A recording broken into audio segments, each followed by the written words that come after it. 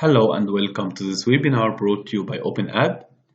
In today's webinar, I will be discussing and presenting two components of the CPMS.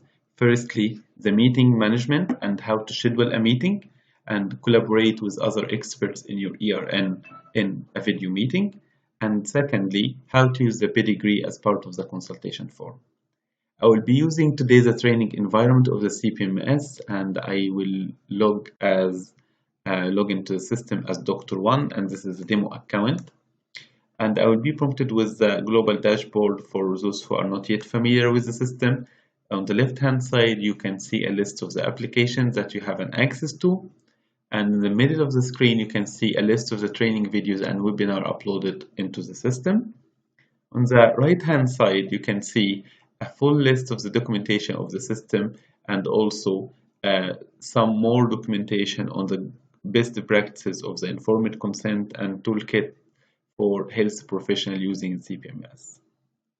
You can access the meeting component through two different dashboards, either that you go to your center, and center here is a hospital, and you go to your patient list, and then for one patient you can see a number of running panels, and from each panel you can schedule a meeting by clicking here on schedule meeting, or you can also access your meetings from the ERN dashboard. You can see here in this box on the dashboard a number of upcoming meetings, and by clicking on the My Meeting on the left hand side, you can see two tabs, either past meetings that you can see the history of all meetings that you participated in, and also the upcoming meetings.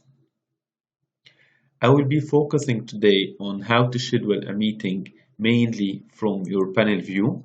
So I'll go back to my hospital, I go to my patient list, and then I select one of the panels, or I can open a panel very quickly for this demonstration. I say that this is demo video meeting and just enter some demo data to create a panel. Okay, and then I save the form here. Great. So as you may see on the screen now, this is the panel that I have with this panel ID, and this is the title of the panel. Here is the workflow. On the right hand side, this is the timeline that capture all the interactions and the communication between the ERN panel members and the panel lead across different stages of the workflow. And here we are at the open stage of the workflow. This is the first stage. And on the left hand side also you can see all the data that you had entered into the consultation form. As you may see here on the screen, there is no button appearing to schedule a meeting, but once you transition the workflow to the next stage, to the panel selection, you can see here the button of schedule meeting appears on the screen. Typically, you schedule a meeting in the assessment stage of the workflow. However, if you want to discuss with some of the ERN members if they might be interested in joining your panel or not, then you can also schedule a meeting. But for this demonstration purposes, I will follow the typical workflow by scheduling a meeting in the assessment process. But actually, it can be possible and available for all users to schedule a meeting once you transition the workflow from the open stage to the panel selection.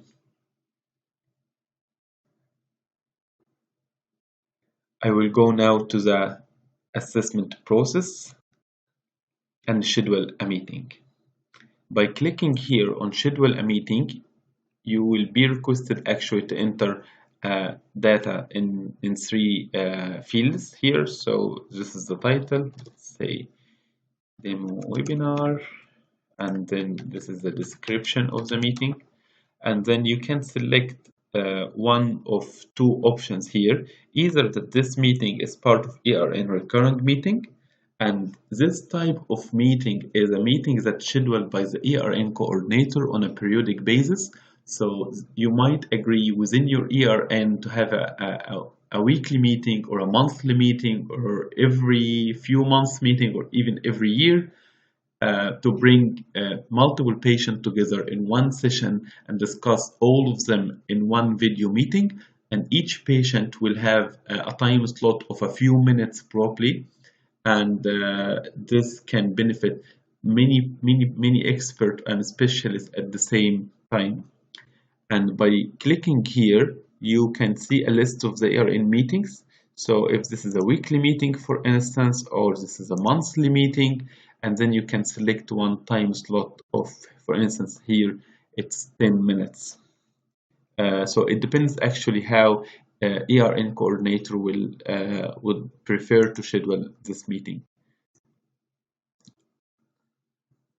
The second type of the meeting, which we call here individual meeting, and individual meeting is more common to be used actually within the CPMS. And by clicking on individual meeting, that means that you want to schedule a video meeting within one individual panel for one individual request. So this will not be part of the ERN meeting anymore. It's one meeting within your panel, and you will have full control over the meeting by inviting the experts you want, by having the moderator functionalities, by controlling the microphones and cameras of the participant. It's also important to say here that there is no limited number of meetings that you can schedule. You can schedule as many meetings as you might require in your panel in different stages.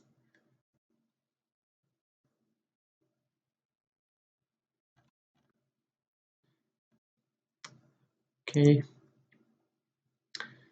And then you can see here this button becomes active 15 minutes before the meeting, and you can test the video as well.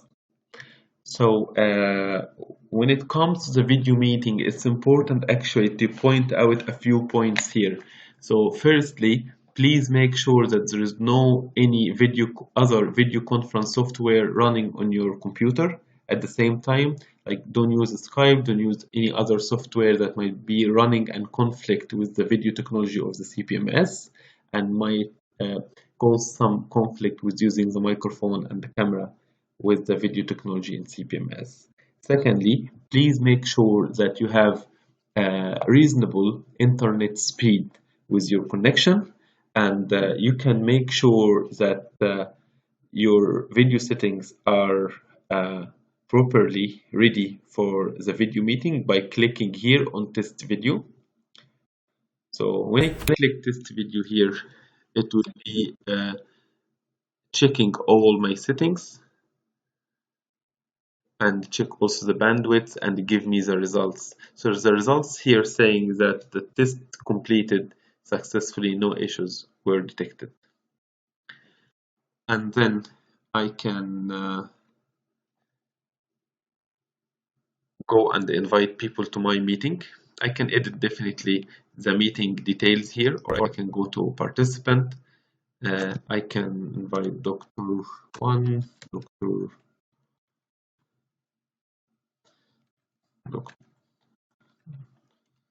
Dr. 3. I can invite many people in my ERNs.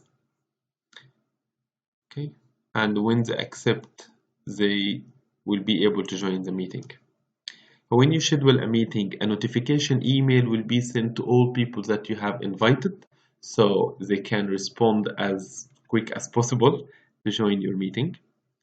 And by clicking here, start the meeting, you can see here the videos running on the left hand side, and you can look at the timeline and have your video meeting on the left hand side, or you can change the position and you can move the video to the right hand side and look at your consultation form on the left hand side. You can also make it bigger for the full screen.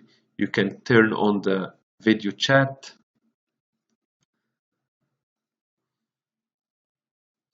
You can also see who joined the meeting. So it's me only in this demonstration. You can record this video meeting as well. You can share your screen if you would like. do so. Okay, you can stop sharing the screen. You can turn off your microphone, you can turn off your camera.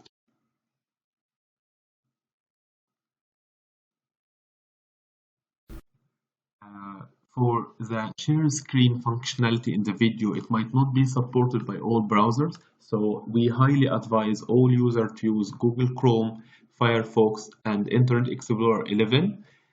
As for Safari and the Microsoft Edge and Opera, they might not support the sharing screen functionality. However, they should be supporting having the video running smoothly as well. So there shouldn't be any technical limitation with that. Let's say that we have finished the meeting and I go here and say that this meeting finished. If it finished before started already, so I should actually have waited a bit more until I hang up the meeting. But let's say it's finished. I update the status, and then if I refresh the page, I get here several notifications like accept the meeting, definitely this is gone, and please, if the meeting has finished, ensure meeting status they change it to finished. Yes, I did so. Meeting demo has been updated. Okay, and then I have to go and write the meeting summary. So when I go here and then I write, this is the meeting summary, just update it here. So this is pretty much how to schedule a meeting. That's not difficult at all, and you can have several meetings in the same stage of the workflow. You can have several meetings in the outcome, but once you sign off, the panel lead signs off the outcome of the panel, then you are no longer able to schedule any meeting.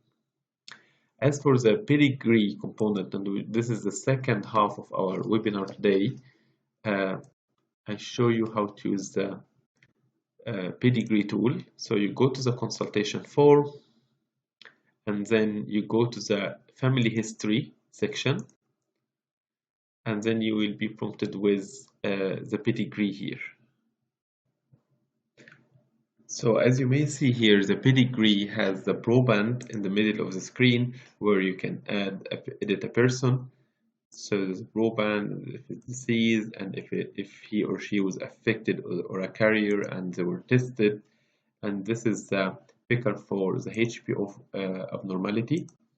So you can say that he has something with the eye, and then glaucoma, congenital glaucoma, primary congenital glaucoma, and you select the condition. And you can, when you hover here, you can just see the HPO code and also the condition name. I can add to this child, I can add a parent. So this is a drawing tool effectively. So I say that this is a father, and then he was diseased, he was affected, he was tested, and just I give him a condition. And then for this father, I give him a partner. So this is his wife, and she was carrier, she was diseased, no. So it's pretty much a drawing tool, and you can definitely zoom in and out. Okay. You can also expand it in full screen view. You can print it out. You can export it as an image if needed. Just click here, and now you have it. And in the top corner on the left hand side, you can write the condition or the disease that you are referring to if you are not interested in entering the HPO code, and if you're also tracking one condition. And you can also import an image from external systems. So if you have a pedigree pictures for this patient, you just can click here and attach the image and just make sure that there's no any identifiable data attached. So this is pretty much our short webinar on how to schedule a meeting and how to use the pedigree tool. Thank you very much, and we are looking forward to welcoming you in other webinars. Thank you. Bye bye.